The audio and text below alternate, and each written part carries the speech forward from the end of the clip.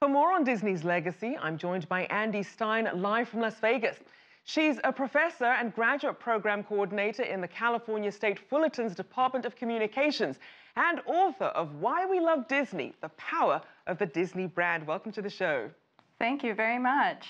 Now, we know that Disney's global dominance certainly wasn't an overnight success. So talk about the path of Walt Disney as a businessman in building his empire.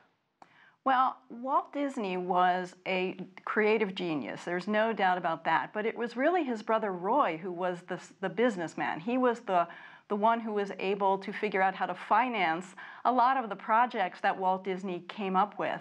Because Walt had the vision and he had the ideas for the characters and the theme park and the movies that he wanted to do. But his brother Roy was the one who was able to find the money to make all of this happen. And it's interesting because if you look at what Disney is now, how would you define it as a company, especially given all its recent deals?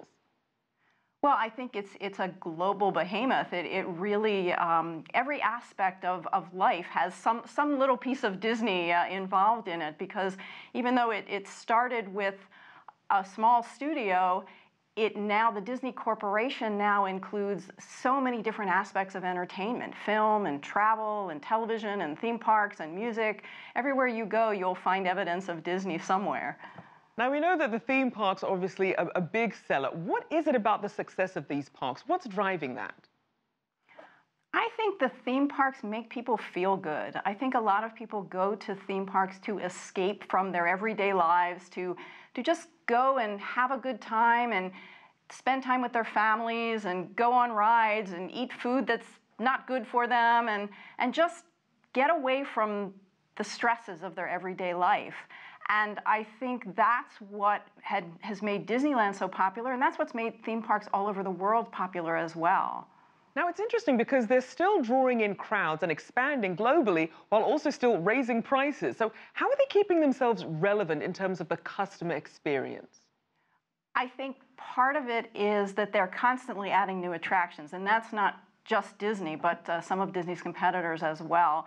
They're also trying very hard to think about what the customers of the future are going to want to expect from their theme park experience. So a lot of today's theme parks are all about immersive experience.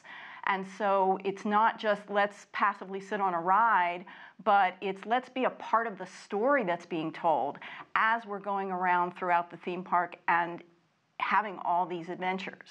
Now, you raised an interesting point about really the legacy that Disney leaves. Just how much of a mark has Disney left on other theme parks and entertainment brands? Oh, very much so. Just last week, I was at an attractions expo in Orlando, and there were people from theme parks all over the world at this expo. And I was sitting at a roundtable session, and people were talking about what is the future of theme park entertainment going to be.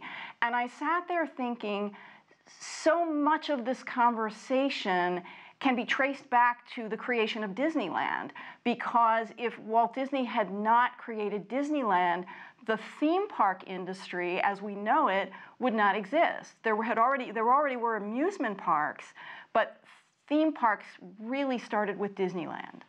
Now, it's interesting because after all this time, there's still so much brand loyalty for Disney, even when it comes to these original Disney sketches and the recordings that have been popping up. Just how important are these super fans and their collectibles in really maintaining the brand?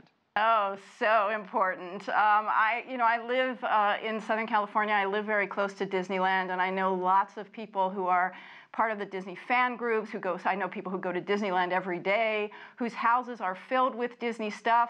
I have to confess, my house is filled with Disney stuff, and some of them will purchase very high-end pieces. They'll spend a lot of money.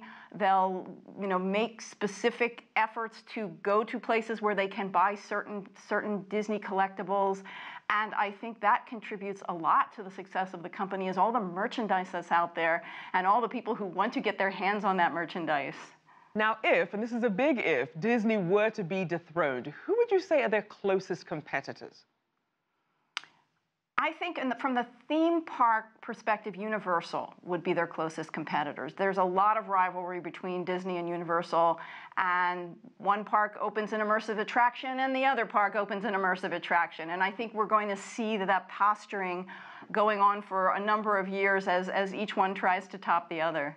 All right, well, thank you so much. Great talking to you. Professor Andi Stein there of California State Fullerton's Department of Communications and author of Why We Love Disney, The Power of the Disney Brand.